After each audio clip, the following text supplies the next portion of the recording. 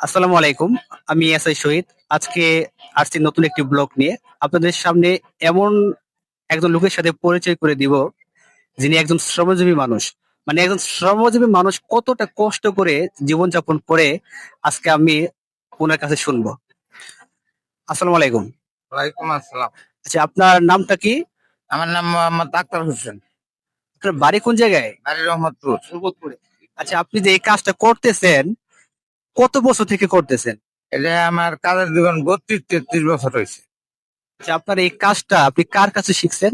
এটা শিখছি আমার জেডার কাছে। জি। উনি কি এখনো বেঁচে আছেন? না, মারা গেছে। মারা গেছে। আচ্ছা, আপনার এই যে কর্মটা, আপনার দৈনিক ইনকামটা কত হয়? দৈনিক এটা ঠিক নাই, মনে করেন কতদিন 500 হোক, কতদিন 400 হোক, কতদিন 1000-1200 হয়। মানে এক এক দিন এক এক সিস্টেম হয় আর কি, হ্যাঁ? আচ্ছা, আপনি এই যে এখন যা ইনকাম করতেছেন, আপনার এই ইনকাম দিয়ে আপনার ফ্যামিলি ঠিক মতো চলে কিনা? আমার ফ্যামিলি ঠিক মতো আল্লাহ ইসওয়ালা 8 জন খাই আমরা এক পাকে। আমার দুইটা ছেলে মেয়ে পরে শেরপুর কলেজে অনার্সে পরে, এই দিয়ে আল্লাহ চলায় আর। আচ্ছা, আপনার ছেলে মেয়ের মধ্যে কেউ ইনকাম করে কিনা? না, এরা লেখাপড়ার মেজে আছে। মানে এখনো লেখাপড়ার মধ্যে আছে, ইনশাল্লাহ ওরা ভবিষ্যতে কিছু করবে। ভবিষ্যতে কিছু করতে পারে আর। আচ্ছা, আপনি যে এই যে কাজটা করতেছেন, আপনার কাছে আসলে কেমন লাগতেছে এখন কাজগুলা?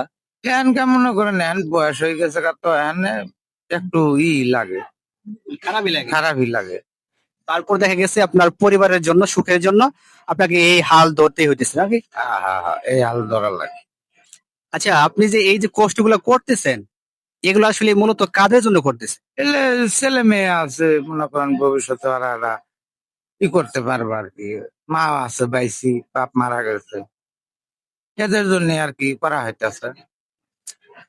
আচ্ছা, আপনার এই যে ছেলে মেয়েগুলা, আপনি কি মানে কেমন একটা স্বপ্ন নিয়ে আছেন আপনার ছেলে মেয়েগুলা কেমন হবে?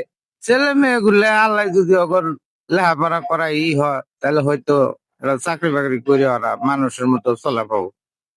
আচ্ছা, আপনি যে এই যে তাদেরকে ইনকাম করে খাওয়াচ্ছেন, আপনি কি তাদের কাছে একটা ভরসা হয় না যে ছেলে মেয়েগুলো আমাকেও খাওয়াবে? এটা তো হয়, এটা মনে করেন ছেলে মেয়ে ওদের যদি নিজের পায়ে ওরা দাঁড়াইতে পারে, তাহলে আমারও দেখবে ওরা। আমি আপনাকে একটু বিরত করলাম, আপনি এটা নিয়ে কি আসলে মনে না, না, এটা মনে কিছু নেই আমি। দোয়া করি আল্লাহ যেন আপনার মনের আশাগুলো আপনার ছেলে মেয়েদের দ্বারা পূরণ করাই। আমরা এই দোয়াই রাখবো। আর আপনি অবশ্যই ভালো থাকবেন। দোয়া দোয়া রাখবেন। আমিও দোয়া করি আল্লাহ আপনার মনের আশাগুলো পূরণ করুক। সম্মানিত গাইস, আমাদের এই সমাজে প্রত্যেকটা অঞ্চলে, প্রত্যেকটা পাড়া মহলে দেখা যায় অনেক শ্রমজীবী মানুষ থাকেন, যারা তাদের বুকে এক বুক স্বপ্ন নিয়ে বেঁচে থাকেন। তাদের স্বপ্নগুলো হচ্ছে তারা ইনকাম করে, এত কষ্ট করে ইনকাম করার কারণ একটাই, তাদের পরিবারকে যেন ভালো রাখতে পারে।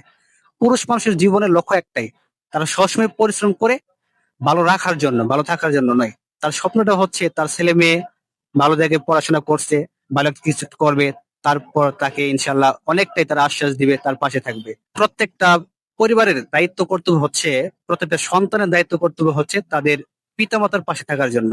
আপনারাও চেষ্টা করবেন আপনার পিতামাতার পাশে থাকার জন্য। সবাই ভালো থাকবেন, সুস্থ থাকবেন। আল্লাহ হাফেজ। আসসালামু আলাইকুম।